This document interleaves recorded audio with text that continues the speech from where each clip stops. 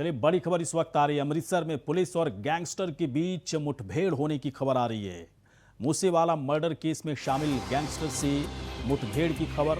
तो बड़ी खबर इस वक्त अमृतसर से, जहां पर पुलिस और गैंगस्टर के बीच मुठभेड़ की खबर। बताया जा रहा है कि मूसेवाला मर्डर केस में शामिल गैंगस्टर से मुठभेड़ हुई है। मुठभेड़ में एक गैंगस्टर को ढेर कर दिया गया है।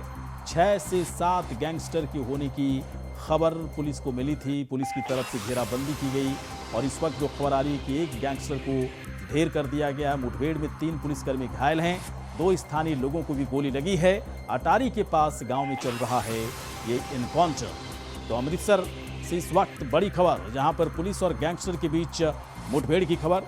और बताया जा रहा है कि मूसेवाला मर्डर केस में शामिल गैंगस्टर के साथ मुठभेड़ इस वक्त पुलिस के साथ इस वक्त मुठभेड़ हो रही है और इसमें एक गैंगस्टर को मार गिराए जाने का दावा पुलिस की तरफ से किया गया। 3 पुलिसकर्मी को भी माना जा रहा है, जो अभी तक जानकारी मिली है कि गोली लगी है। और 2 स्थानीय लोगों को भी गोली लगने की खबर बताई जा रही है। अटारी के पास गांव में चल रहा है ये इनकाउंटर। पुलिस और गैंगस्टर के बीच ये इनकाउंटर इस वक्त चल रहा है। जो सूचना मिली थी पुलिस को, किसी गांव में मूसेवाला मर्डर केस के तमाम जो आरोपी जो थे, जिनकी तलाश हो रही थी, कुछ लोग पकड़े भी गए थे और इस गांव में छुपे हुए थे। इसके बाद पुलिस की तरफ से दबिश दी गई। इसके बाद इस वक्त जो खबर आ रही कि दोनों ही तरफ से गोलियां इस वक्त चल रही हैं और गैंगस्टर, उसमें से एक गैंगस्टर को मार गिराया गया है, जबकि 6 से 7 यहाँ पर गैंगस्टर यहाँ पर छुपे हो सकते हैं। 2 स्थानीय लोगों को भी गोली लगी है, जबकि 3 पुलिसकर्मी घायल बताए जा रहे हैं। एक गैंगस्टर को मार गिराया गया। पूरे गांव को चारों तरफ से पुलिस की तरफ से घेर लिया गया है। दबिश लगातार पुलिस की तरफ से बढ़ाई जा रही है और भी पुलिसकर्मियों की तैनाती को यहाँ पर बढ़ाने की बात सामने आ रही है। लेकिन अभी भी गैंगस्टर इस गाँव में छुपे हुए हैं और गोलीबारी इस वक्त बताया जा रहा है कि रुक रुक कर गोलीबारी हो रही है। एक गैंगस्टर को पुलिस की तरफ से, पुलिस की गोली से वो ढेर हुआ है। बाकी 6 से 7 गैंगस्टर अभी भी इस गांव में छुपे हो सकते हैं।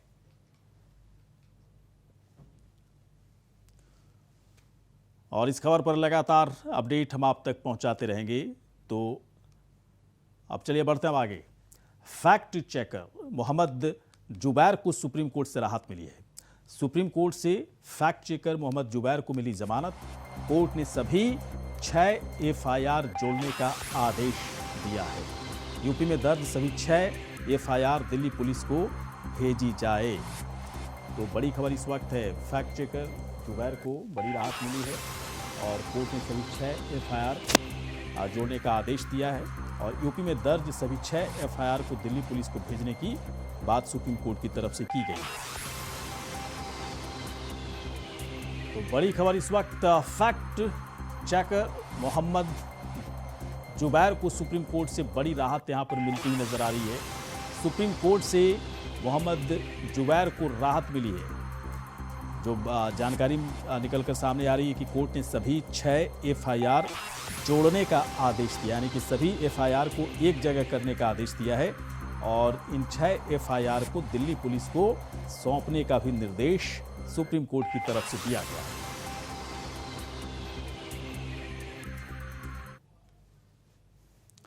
वहीं योगी सरकार में जल शक्ति विभाग के राज्य मंत्री दिनेश खटीक के इस्तीफे की चर्चा है, लेकिन सरकार की तरफ से इसे इंकार कर दिया गया है।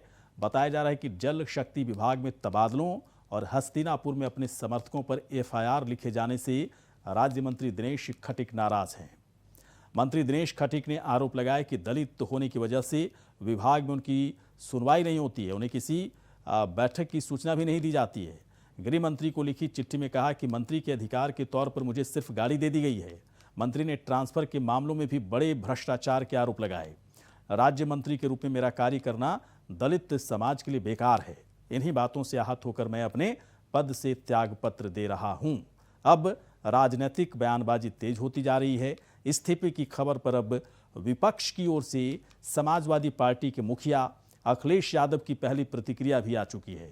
अखिलेश यादव ने इस्तीफे की खबर पर तंज कसा।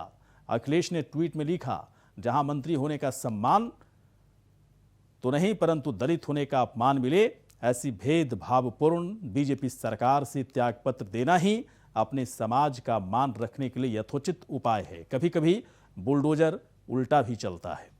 तो दिनेश खटीक के साथ ऑल इज वेल, भ्रष्टाचार के विरुद्ध ऑल इज वेल नहीं है, बाकायदा जो खबर आ रही है कि दिनेश खटीक ने नाराज होकर इस्तीफे उन्होंने दिए हैं और उनके इस्तीफे पर इस वक्त सियासी चर्चा बहुत ही जोरों पर चल रही है। बताया जा रहा है कि दिनेश खटीक इस बात से नाराज थे कि उनके लोगों के खिलाफ मुकदमा चलाया गया, उनके लोगों को खिलाफ केस हुआ है और मंत्री होने के नाते भी कई बैठकों की जानकारी उनको नहीं दी जाती है।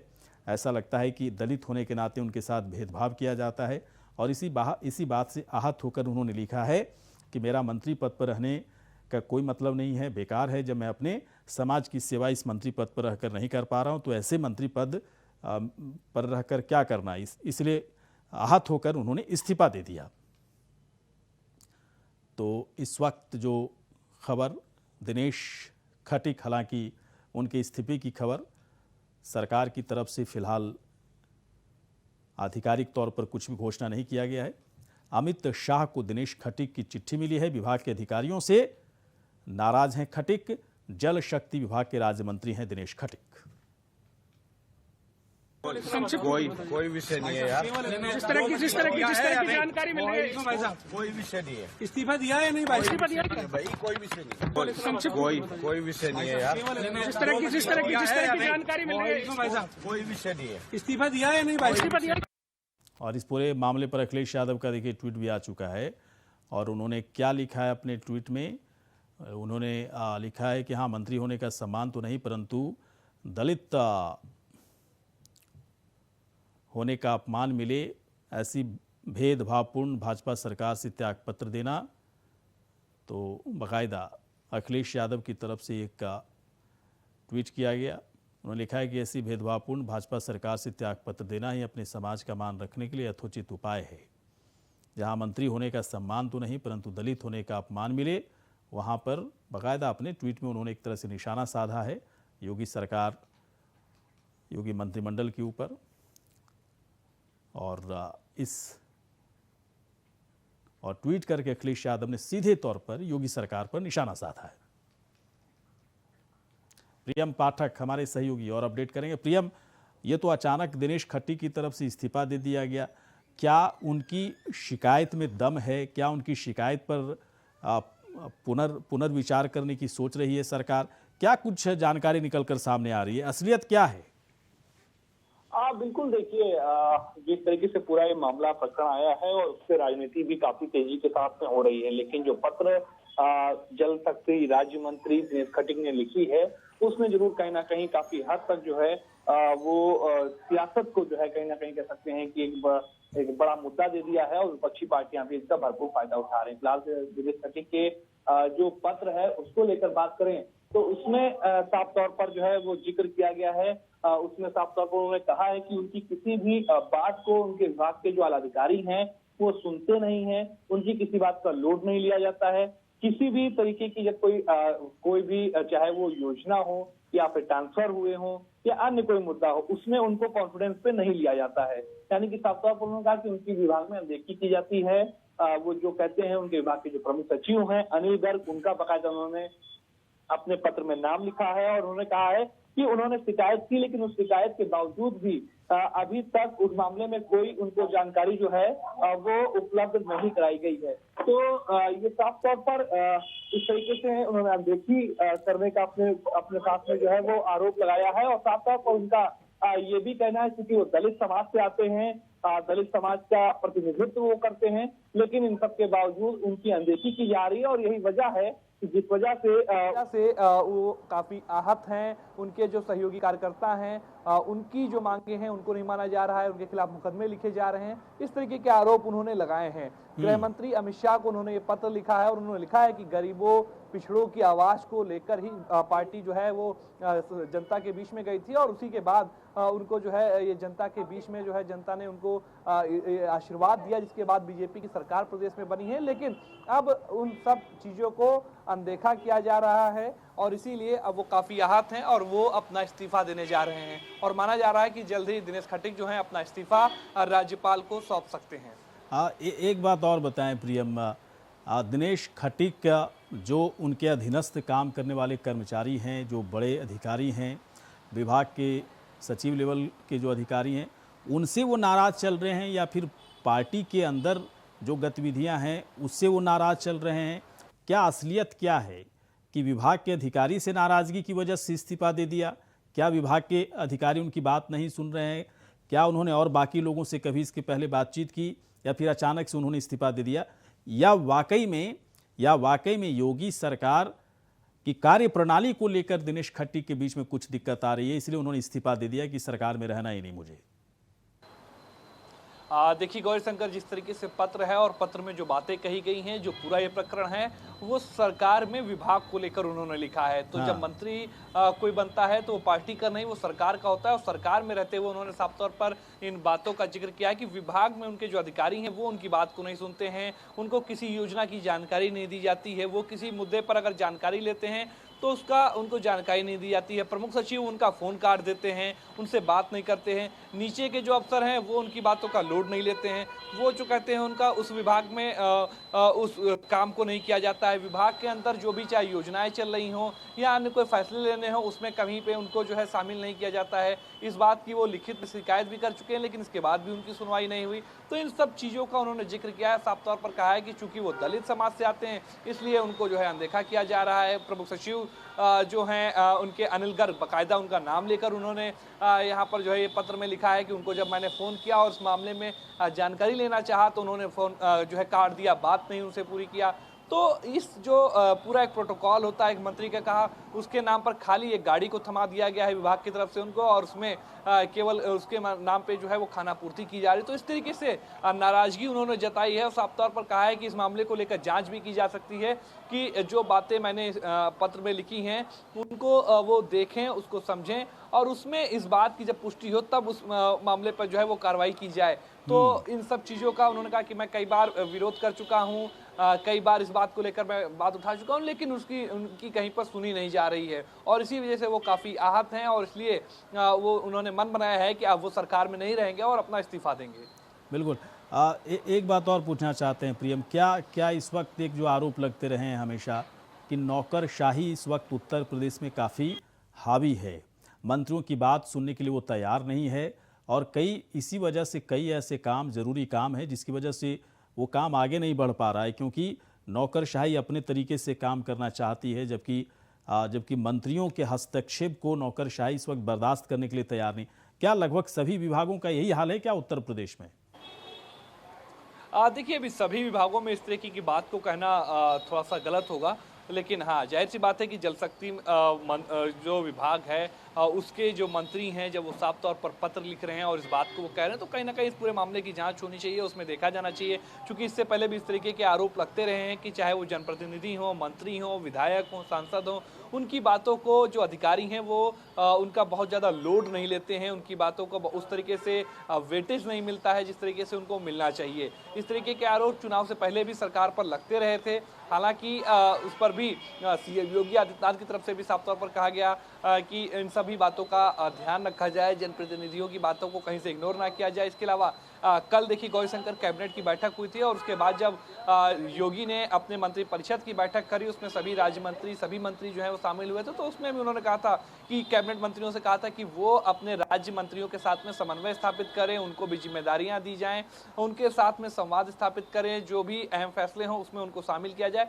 तो इस बात की जो है कह सकते हैं दिशा निर्देश मुख्यमंत्री की तरफ से भी जो है जारी किए जा चुके हैं और उसी के बाद ये पत्र का आना तो कहीं ना कहीं सर बता रहा है कि सीएम योगी के संज्ञान में भी पूरा मामला है कि जो राज्य मंत्री हैं वो कुछ काफ़ी हद तक खुश नज़र नहीं आ रहे हैं और जिस तरीके से ये पूरा प्रकरण आया है तो उसमें भी उन्होंने साफ तौर पर कहा है कि जो राज्य मंत्री, कैबिनेट मंत्री हैं वो राज्य मंत्रियों को साथ में लेकर चलें, उनको जिम्मेदारियां दी जाएं, उनको भी विभाग में शामिल किया जाए, जो विभाग के बड़े फैसले हों वो उसमें उनको जो है तवज्जो दी जाए, उसमें उनको शामिल किया जाए। तो इस तरीके का मुख्यमंत्री की तरफ से भी दिशा निर्देश जो है वो जारी किया गया है। देखना होगा आगे जो है वो जो दिनेश खटीक हैं राज्य मंत्री, उनकी तरफ से आगे क्या कुछ कदम जो है वो उठाए जाते हैं।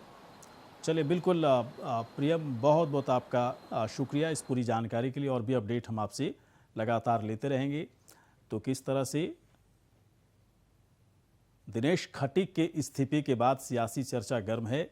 वैसे दिनेश खटीक ने अपने पत्र में सीधे तौर पर अपने विभाग के आला अधिकारियों पर ही आरोप लगाया कि उनकी बात नहीं सुनी जाती है, उनका फ़ोन काट दिया जाता है, उनके साथ बहुत सही व्यवहार नहीं किया जाता है, और कभी भी जो बैठकें होती हैं अधिकारियों की तरफ से विभाग के अंदर, उन बैठकों की जानकारी तक उन्हें नहीं दी जाती है। और इसी बात से वो आहत होकर, बाकायदे से पहले उन्होंने कंप्लेन भी किया, लेकिन जब कोई कार्रवाई नहीं हुई तो आहत होकर उन्होंने इस्तीफा दे दिया है। चिट्ठी लिखी है अमित शाह को, और हो सकता है कि एक औपचारिक इस्तीफा भी उनकी तरफ से सौंप दिया जाए। लेकिन फिलहाल पार्टी की तरफ से, सरकार की तरफ से, माफ़ कीजिएगा, योगी सरकार की तरफ से इस पूरे मसले का कोई क्लैरिफिकेशन या कह सकते हैं कोई सफाई अभी तक नहीं दी गई है। आधिकारिक कोई घोषणा भी नहीं किया गया है कि दिनेश खटीक की तरफ से इस्तीफा दिया गया है।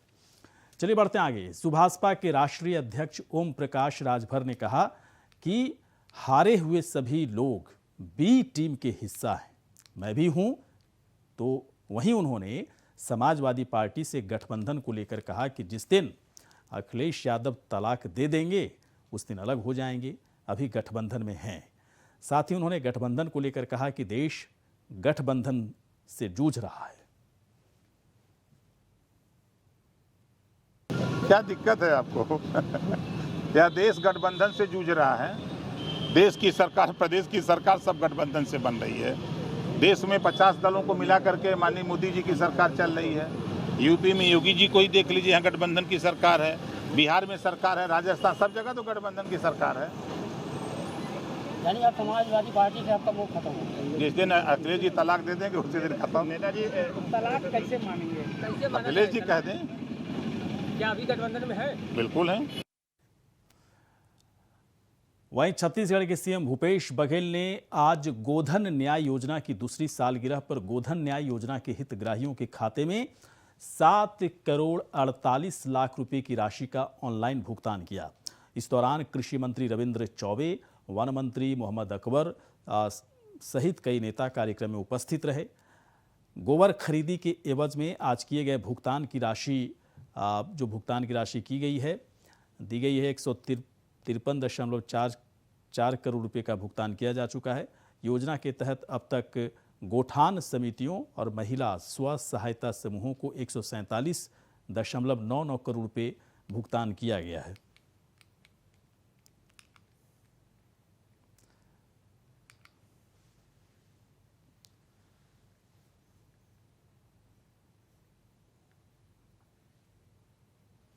अब वहीं छत्तीसगढ़ के सीएम भूपेश बघेल ने विधानसभा स्थित अपने कार्यालय के सौंदर्यीकरण का लोकार्पण किया। इस अवसर पर विधानसभा अध्यक्ष डॉक्टर चरणदास महंत, नेता प्रतिपक्ष धर्मलाल कौशिक, संसदीय कार्य मंत्री रविंद्र चौबे सहित कई बड़े नेता उपस्थित रहे। वहीं मुख्यमंत्री का कार्यालय बस्तर की संस्कृति और छत्तीसगढ़ के ग्रामीण परिवेश की थीम पर आधारित है।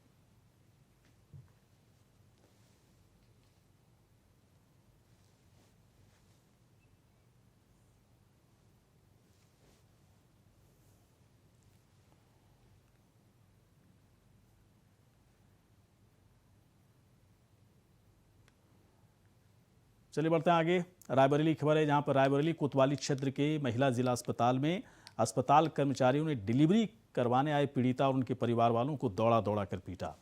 वहीं मारपीट की घटना कैमरे में पूरी तरह से कैद हो चुकी है और बताया जा रहा है कि महिला जिला अस्पताल में कर्मचारी ही गुंडे किस तरह से बन गए। कर्मचारियों ने पीड़िता और उनके परिवार वालों को जमकर पीटा। मारपीट की घटना कैमरे में कैद हुई है। फिलहाल अस्पताल प्रबंधन की तरफ से कार्रवाई की बात की जा रही है, लेकिन इस घटना के बाद पीड़ित पक्ष पूरी तरह से डरे हुए हैं।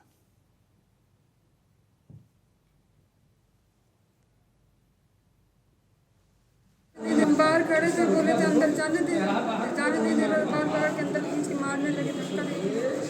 कौन लोग मारने लगे। कौन लोग थे जिसने मारा है? 2 लोग थे। कहाँ के थे वो लोग? यहीं के थे। हॉस्पिटल के हॉस्पिटल। कोई स्टाफ था? हाँ, ये किस लिए मारे, क्या हुआ, क्या बात हुई थी? अंदर जाने के लिए बोल रहे थे, वो कह रहे नहीं जाने दे। मैंने कहा जाने दे, मरीज वहाँ तड़प रहा है, इसलिए मैंने धक्का दे के बाहर पकड़ के खींच के मारने लग गए। दिमाग अंदर भरते रहे, हम पूरा दुख मुसीबत लेके यहाँ आने हुए, और जो हम बात पकड़ के हमको अंदर जा दियो, अंदर जा दियो, अंदर जाने नहीं देते हैं, बात पकड़ खींचे लगा। तो मारपीट भी हुई क्या आपके साथ में? बात खींच गए। आपका मरीज कहाँ पे भर्ती है? 3 मंजिल। वहीं समस्तीपुर जिले में अपराधियों का मनोबल 7वें आसमान पर है। हत्या, लूट, बलात्कार और गोलीबारी जैसे संगीन अपराध जिले में लगातार बढ़ते जा रहे हैं। अपराधियों का मनोबल पूरी तरह से बढ़ा हुआ है, हौसला उनका काफ़ी बड़ा हो चुका है। अपराधियों के लिए सेफ जोन बनता जा रहा है। ताज़ा मामला नगर थाना इलाके की शेख टोली की है, जहां बीती रात बदमाशों ने युवक को गोली मारकर जख्मी कर दिया। स्थानीय लोगों और परिवार वालों की मदद से इलाज के लिए निजी अस्पताल में उसे भर्ती किया गया, जहां जख्मी हालत में उसे भर्ती किया गया है। और फिलहाल चचेरा भाई लोग के साथ थे, अपना में बाताबाती हो रहा था। उसी में कोई एक लड़का जो है, लड़का का नाम भी बताए हैं, मोहम्मद सफुल्ला, वो जो है कोई पिस्टल वगैरह से एक गोली दाहिने कांख के नीचे मार करके भाग गया।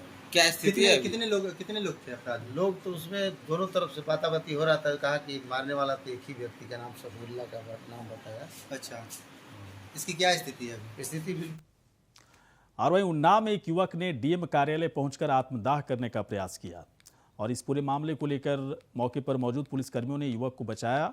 पूछताछ इस वक्त चल रही है। पूछताछ में युवक ने बताया कि अचलगंज थाना क्षेत्र में उसकी जमीन है, जिस पर कब्जे को लेकर उसने कई बार शिकायत दर्ज करवाई, लेकिन अब तक कोई कार्रवाई नहीं हुई है।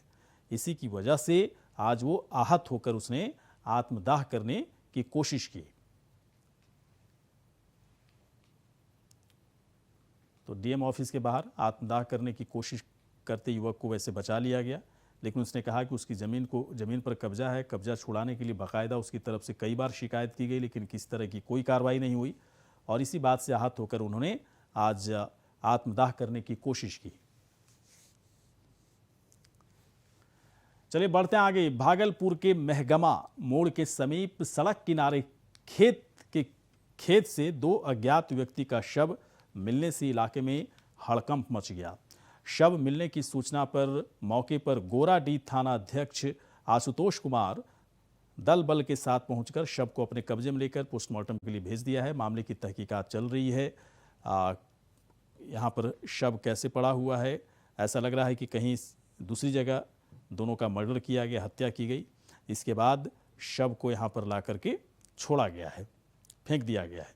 फिलहाल पुलिस की टीम और डॉग स्क्वाड यहाँ पर जांचने और परखने की कोशिश कर रही है कि दरअसल इस हत्या को अंजाम किस तरीके से दिया गया। भागलपुर में 2 शव मिलने से हड़कंप मच गया। एक अधेड़ महिला की लाश बरामद की गई है, पास में ही युवक का शव भी मिला है। मामले की जांच में जुटी हुई है पुलिस।